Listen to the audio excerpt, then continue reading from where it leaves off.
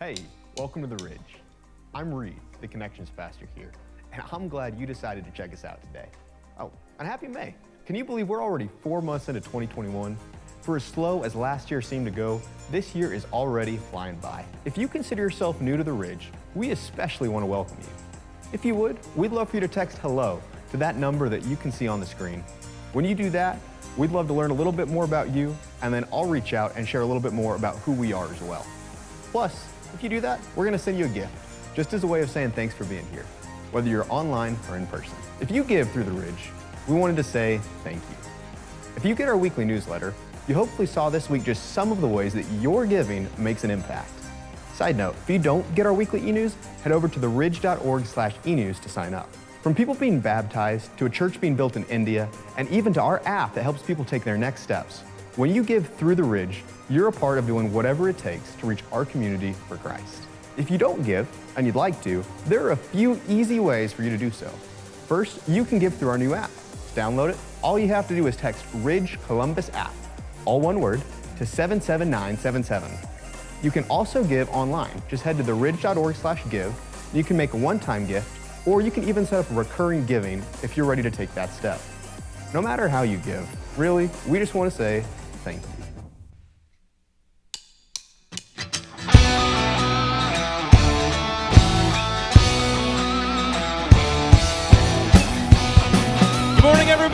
please stand and sing these songs with us? Say his name within the darkest hour, and we see his light illuminate our path. The road is narrow, but the gaze is set on the love of Christ until the very end.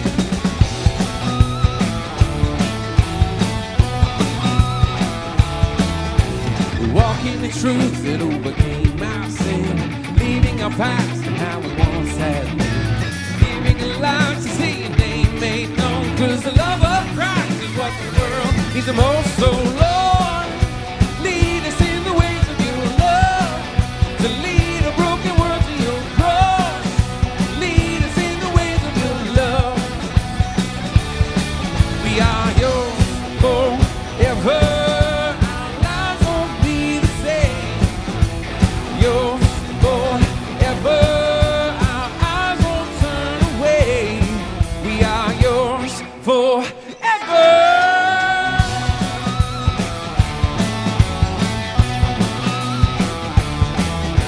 We sing his praises till our lungs give out, to the hope of the world, the one that gave us life, giving a life to see your name made known, 'cause the love of Christ is what the world needs the most. So Lord, lead us in the ways of your love, to lead a broken world to your cross.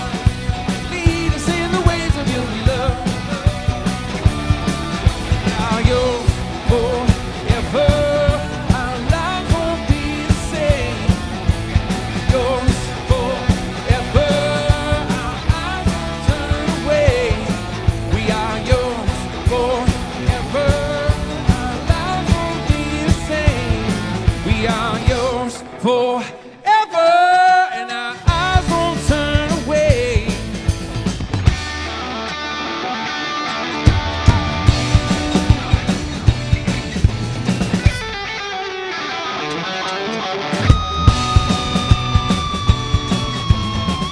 We're living in the one who gave his life to see us sin erased.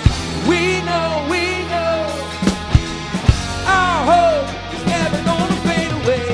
We're living in the one who gave his life to see us sin erased. We know our hope is never gonna fade away. Lord,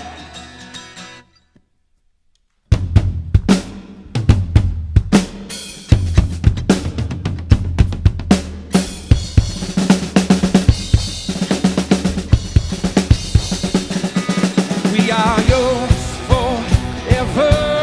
Our lives won't be the same. Yours forever. Our eyes won't turn away. We are yours forever. Our lives won't be the same. We are yours forever, and our eyes won't turn away.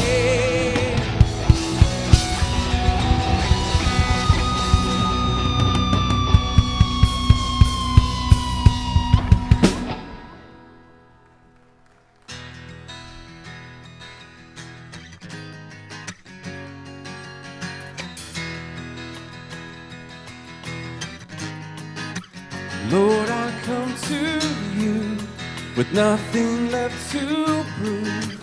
You know all I need. I need you to help me. And covered in my shame, I hear you call my name. Lord, I look to you. There is no one else. And now I'm shouting, my God, my Father, my hope. There's no other. You're everything. You're everything. My God, my Father, my hope. There's no other. You're everything. You're everything. Lord, I look to you with nothing left to lose. You know all I need. I need you to help me. Covered in your name, there is no more shame. Still I look to you, and there is no one else. And now I'm shouting, my God,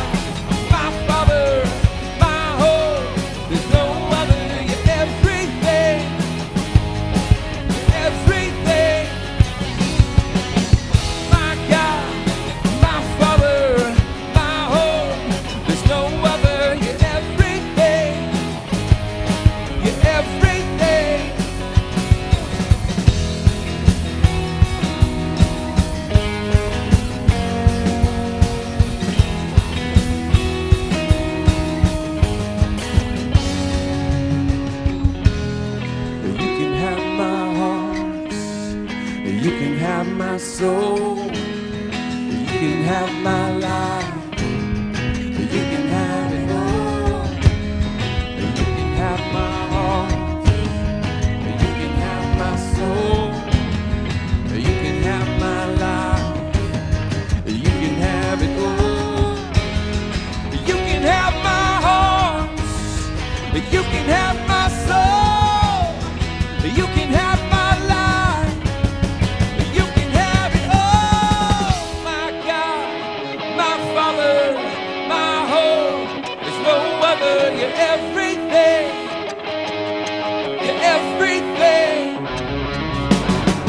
My God, my Father, my hope. There's no other. You're everything. You're everything.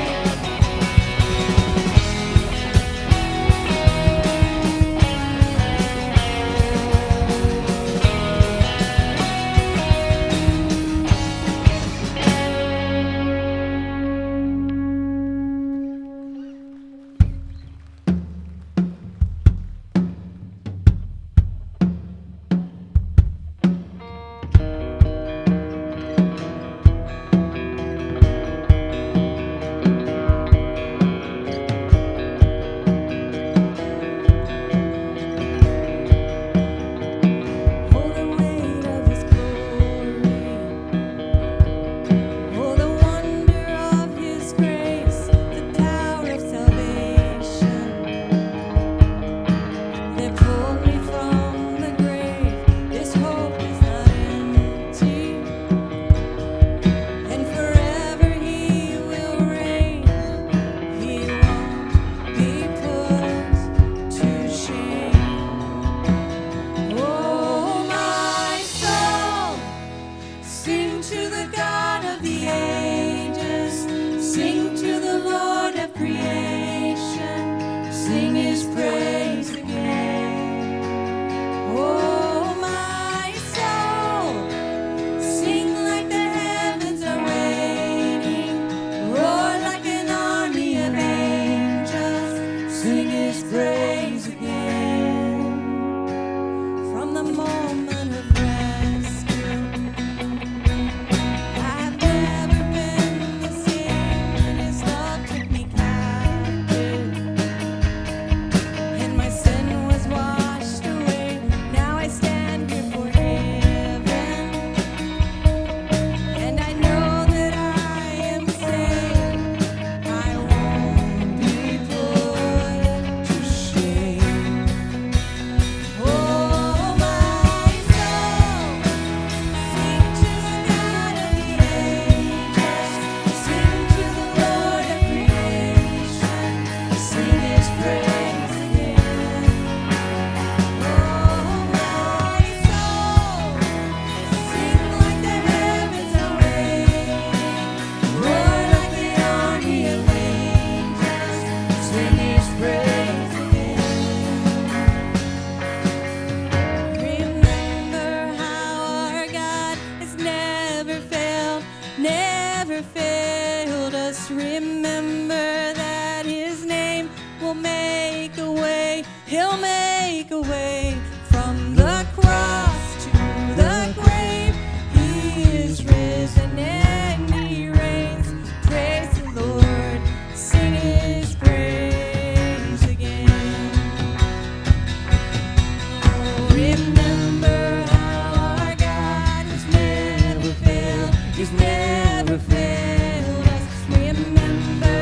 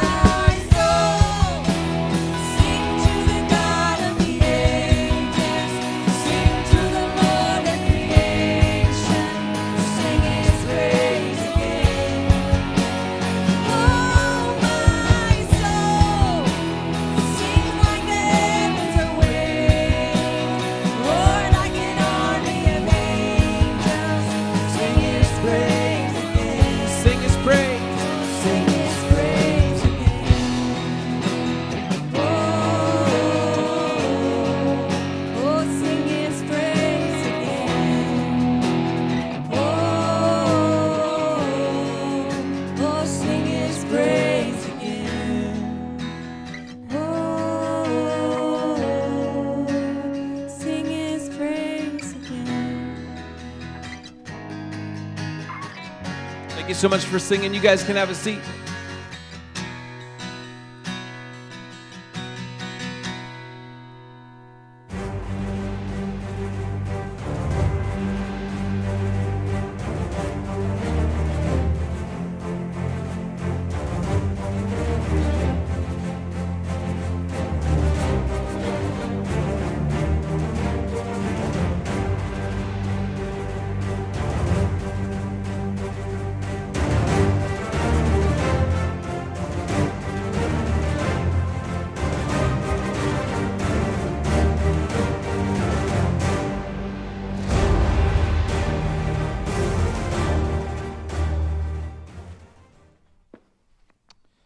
Well, in January of 1919, a boy was born whose life was notable for how he stood out.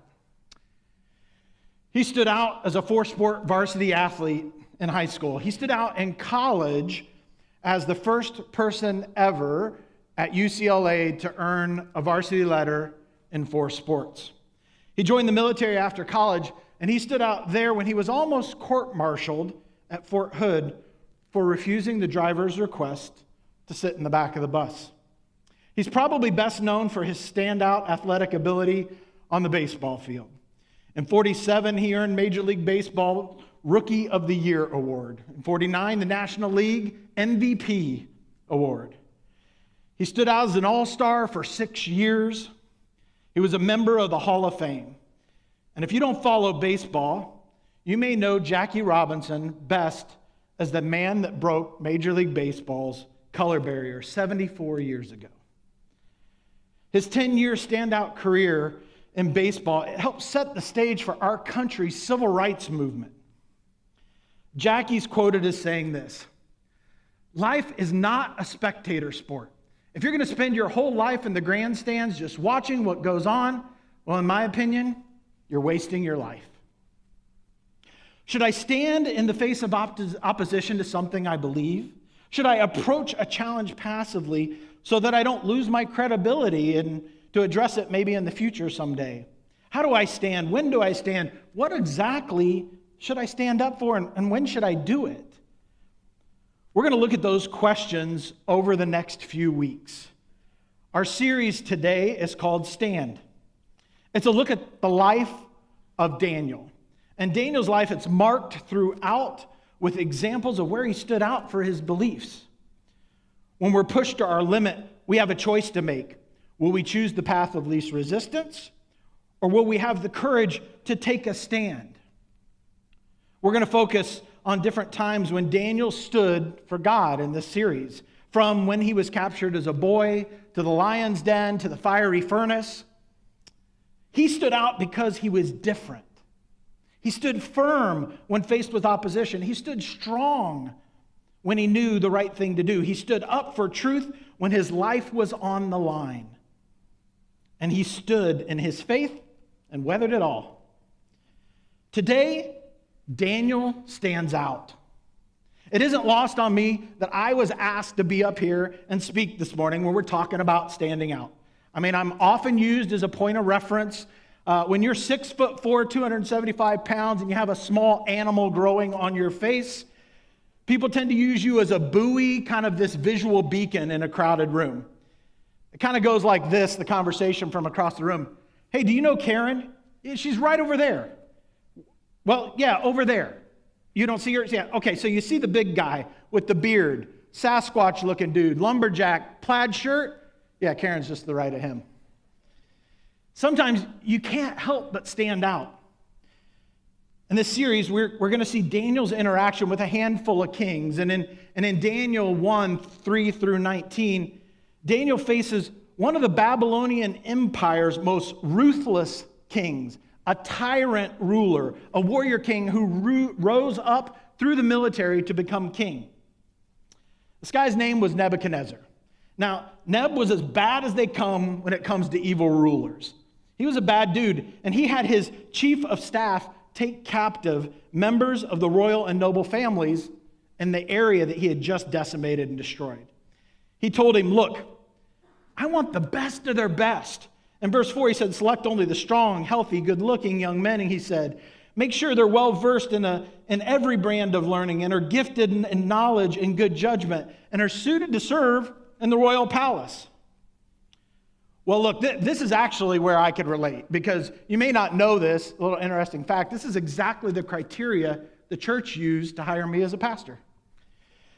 And so, like me, Daniel and the three of his friends, look, if we don't know each other that well, and because not many of you laughed, that was a joke. All right? Please do not email Adam about what an arrogant jerk Tim is. Believe me, he already knows. So Daniel and three of his friends, they're healthy, they're good looking, they're young, smart guys. And verse 4 says that Neb wanted to train these young men in the language and literature of Babylon. After 3 years of this kind of training, they were to join the royal service of the king. And at first glance, it seems like a pretty sweet gig, maybe like a work-study program or something like that, right? Where you go to work for the place, they train you, they pay for your education, and then you get a promotion at the end of it. That is not what this is. Remember, these guys, they were prisoners. They were literally considered the spoils of war. This whole plan of education and training, well, it was Neb's attempt to really change who they were and what they believed. As a matter of fact, the win here for Neb, it was twofold. Not only would they be in service to him, but the Hebrew culture from which they came from would no longer have its best and its brightest to rebuild. And to add insult to injury, he further tried to strip them of their identity by changing their names. And at this point, these guys had no home. They were stripped of everything that would remind you of home. And they were being educated in a new culture and a new belief system just so they could serve a king that wasn't their king. And it might be interesting to note here that Daniel and his three buddies, they were 12 to 15 years old at the time. They were captive 1,200 miles from their house, and now they're prisoners. Imagine that when you were that age. If there was ever a set of circumstances where someone would have wanted to just go with the crowd, right, to not stand out, I think this might have been it. I mean, when I was that age, I think I faked an illness at summer camp 45 miles from my house just because I couldn't stand to be from home that long. There's no way that preteen Tim would have survived this one. I guarantee it. One of the first stands that Daniel and his friends take in this situation was it's when they're given the king's food. Verse 8 said this, "But Daniel was determined not to defile himself by eating the food and wine given to them by the king." Why was that such a big deal? I mean, it was the king's food, right? I'm sure it was the best of the best food a kingdom had to offer. And if it wasn't good enough for the palace, if it was good enough for the palace, why wasn't it good enough for Daniel and his friends? Well, some say it was because the food might have been sacrificed to others. Some say that it might not have been the kind of food that they were permitted to eat in their culture. But either way, what we know is that eating it would have been to stand against something related to God. It would have been, again, to stand against God. So Daniel, he did something really interesting here. He made a decision not to eat the food that was put in front of him. He made that decision to allow himself to stand out and to be seen as different, not for the sake of being noticed, but rather to honor God. Remember, verse 8 said that Daniel was determined not to defile himself. Daniel, he didn't fight back with the name change, the training, the education, because he knew who he was. He knew God knew who he was. But when God might have been dragged through the mud, that's when Daniel took a stand. That eating that food would dishonor God, he chose to take a stand and to stand out. This really is a great example that begins to answer this question. How do I stand out for God? Well, like the first step that Daniel took to stand out for God, is to make a decision. Verse 8, remember he said he was determined. That was his decision. He made a decision. Pastor Craig Groeschel says this, the decisions you make today will determine the stories you tell tomorrow. So many of the challenges in our lives really could be avoided if we were to predetermine some things. So like Daniel, can we determine ahead of time what we're going to do? What if we predetermine the right decision, the boundaries, where they should be set up? What area in your life do you need to pre-decide right now? Is it about sex or drinking? Or maybe it's about that relationship with the coworker that you have, that guy or that girl that shouldn't go any further. Maybe it's about bashing people or a group of people that maybe their beliefs don't line up exactly with yours. What if you knew exactly where the line was? You drew it right now in the sand. No, forget that. What if you drew the line and then on top of the line, you built this wall? So figuratively tall and long to either side that you wouldn't dare try and get around it. You couldn't get around it. I promise you that if you take this one step ahead to resolve right now, you're going to be ahead of the game. That's because this is God's best for your life. If you ask that question, what's God's best for my life? And you make the wall there, you're going to be ahead. And you can say, I'm not going to go any further than this. We could avoid so much if we would just make a decision now to take a stand. Where does your line in the sand, your wall, need to be? The decision you make today will determine the stories you tell tomorrow. That can be a good story, or it can be a bad story. Did I stand when I should have stayed seated? Did I stay seated when I should have stand? When I should have been the first one to my feet? When I should have, without hesitation, made a decision and made a choice that was different from the norm? You know, I vividly remember a time when I was younger that I should have stood when I stayed seated.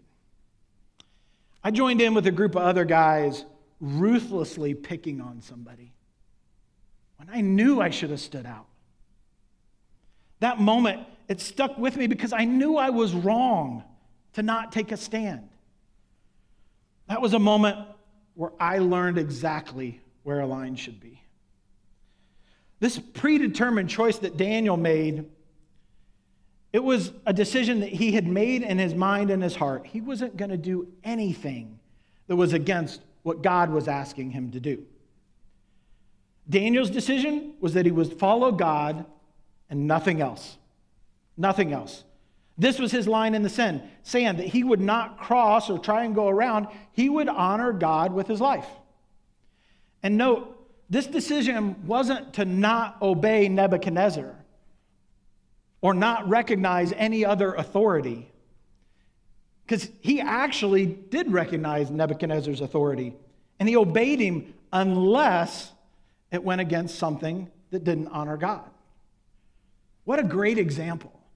I mean, I have all too often in my life, to be honest with you, thought to myself about a person of authority, well, if they ask me to do something that I don't think aligns with what God wants, I don't have to listen to a word they say about anything else.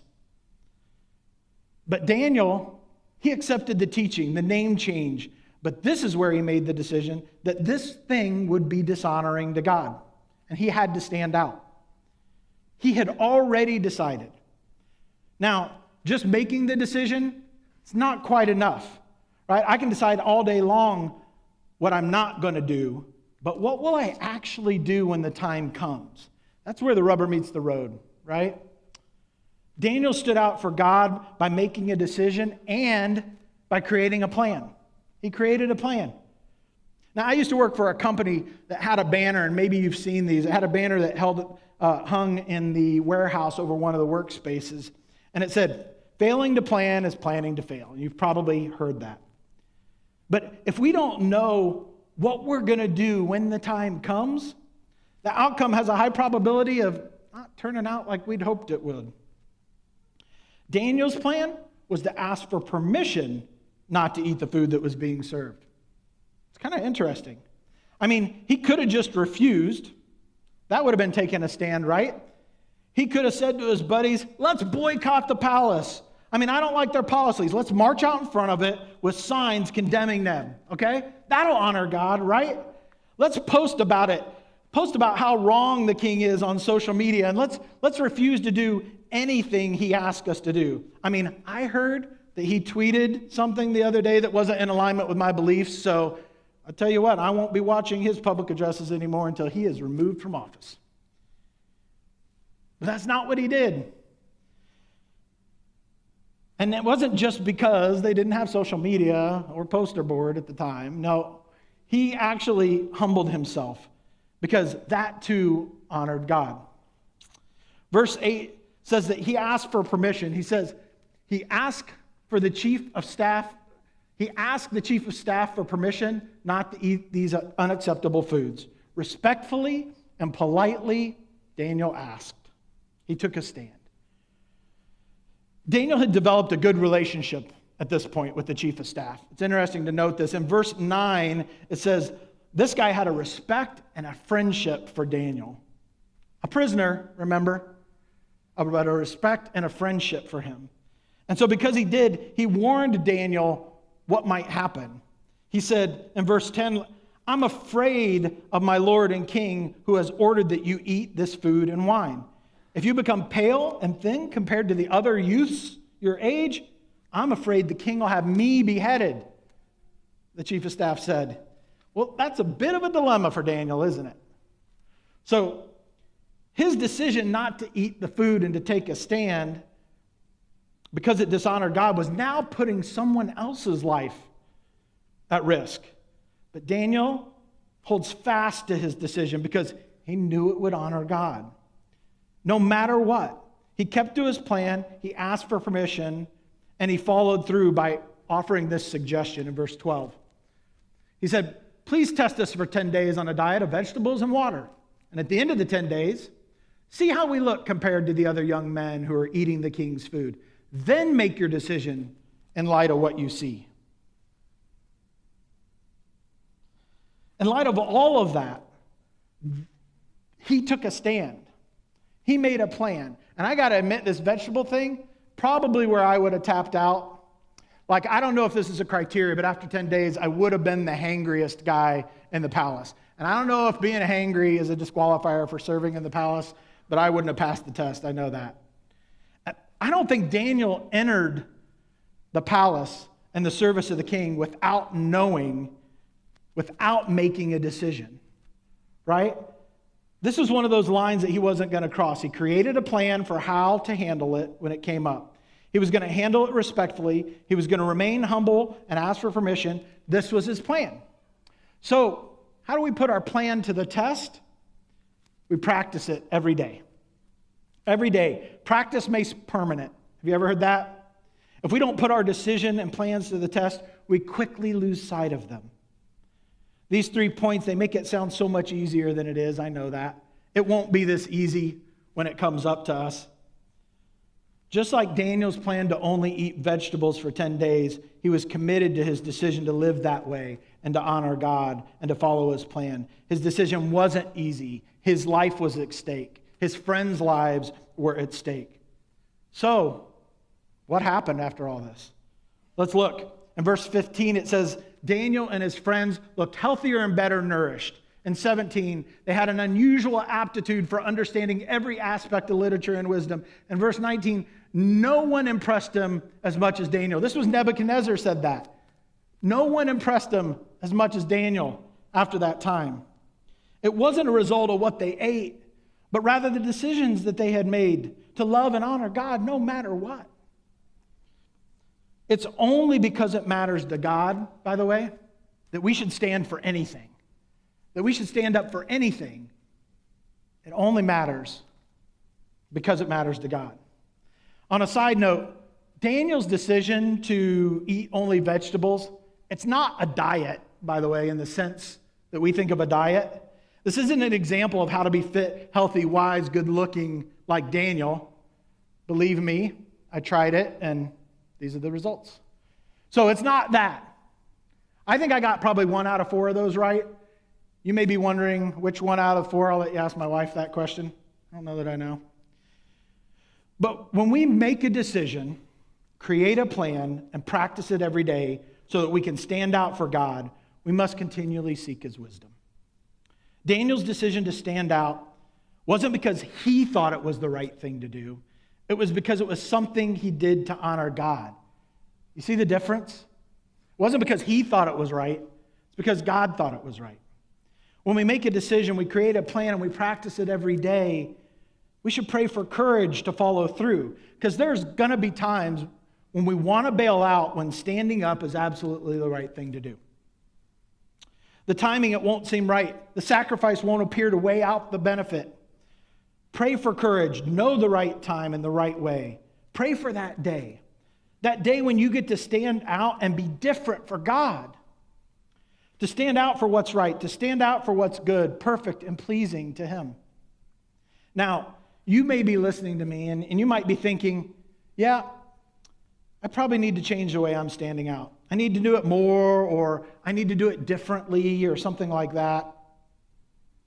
And maybe you agree to standing out for what's right. That's something we should do. We need to make a difference in our world because our world is broken. Politically, racially, socially, there is so much that needs to change. But you don't know that you agree with me that standing out for God part, right? You're not sure about that. Maybe you just don't know if God's even real. And that's okay. Because I want to invite you to keep exploring that. Keep asking those questions about how to know right from wrong. Seek wisdom to know what to stand out for and how to do it in a way that makes a difference. Because I believe that road of questions leads you to the originator of truth and all that is right. I believe that's God. God offers wisdoms, and he set the standard for what to stand out for. When you stand out for what's true, what's right, you are a reflection of Jesus. Make a decision, create a plan, and practice it every day. My challenge for you today is to pick one area that you know that you need to stand out. Have you been thinking about it? The one thing in your life where it's time you finally stand out. At work, at school, in relationships, wherever it is. Think about that thing and commit right now that you're going to make a decision about where the line is. Can you say today, I won't ever cross it again? Can you say today that this week, I'm going to plan my next steps for when that time comes? I'm going to plan exactly what to do when that situation crosses my path. Because Daniel and his friends stood out, we know their story today. They made a difference. Let's pray. God, I thank you so much for being the standard for what's right, for what we should stand out for. And I pray that you would give us all wisdom to know when that is, that you would put on our hearts that place that we need to stand out right now for you. I thank you so much for your perfect love for us, for your example of your Son, that we do have opportunity where we can reflect Jesus' love to other people. And God, we love you, and it's in your name I pray. Amen.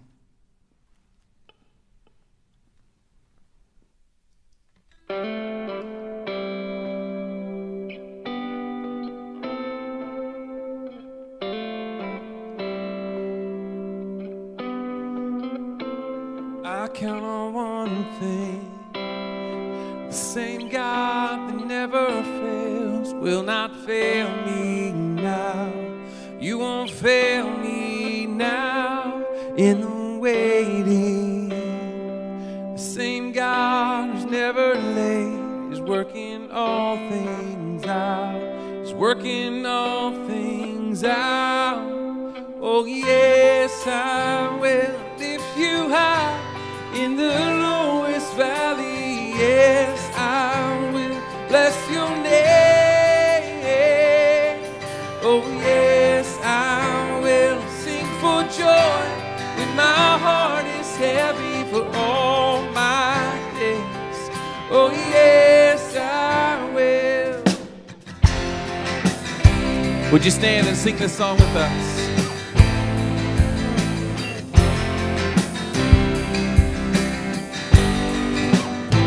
I count on one thing.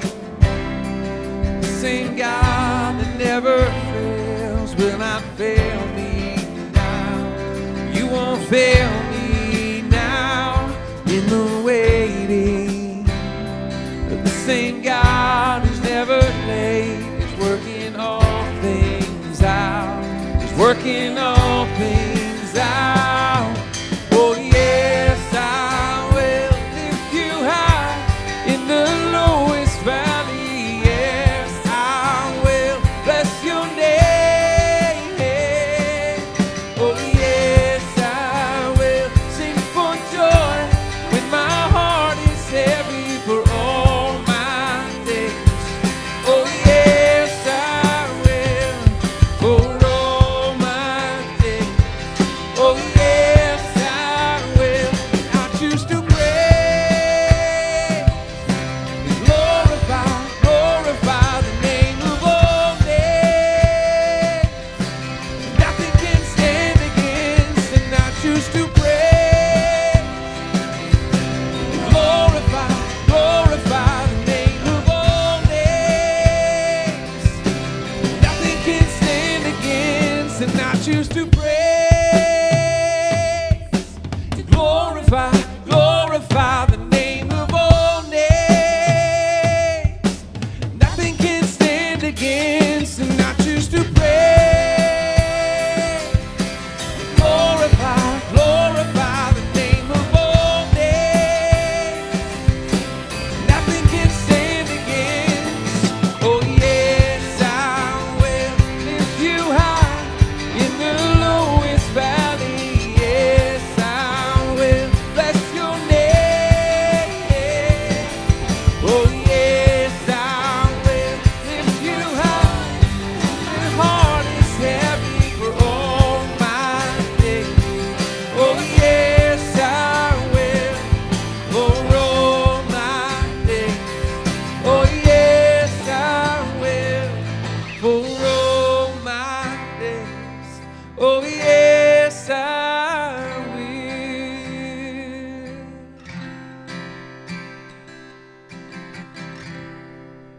Hey, we are so glad that you decided to join us today, whether you're here in person or if you're joining us online. Don't forget, if you want to talk with someone, like Tim mentioned, maybe you've got questions, maybe you're wrestling with who God is or even what faith looks like in your life, we would love to talk with you. So you can actually text chat to 812-408-1188, and we'll give you a call. We'd love to talk with you, answer any questions you may have as well. Also, don't forget, we've got an open house coming up this Saturday, 4 to 6 at the Ridge. That's to celebrate James Young and his time here at the Ridge and their family as they take their next steps, and we really just want to send them well. So we would love for you to join us, celebrate with them, get to say goodbyes and thank yous and all that. So Saturday, 4 to 6 here at the Ridge. Thanks again for being here, whether you're online or in person. We will see you next Sunday.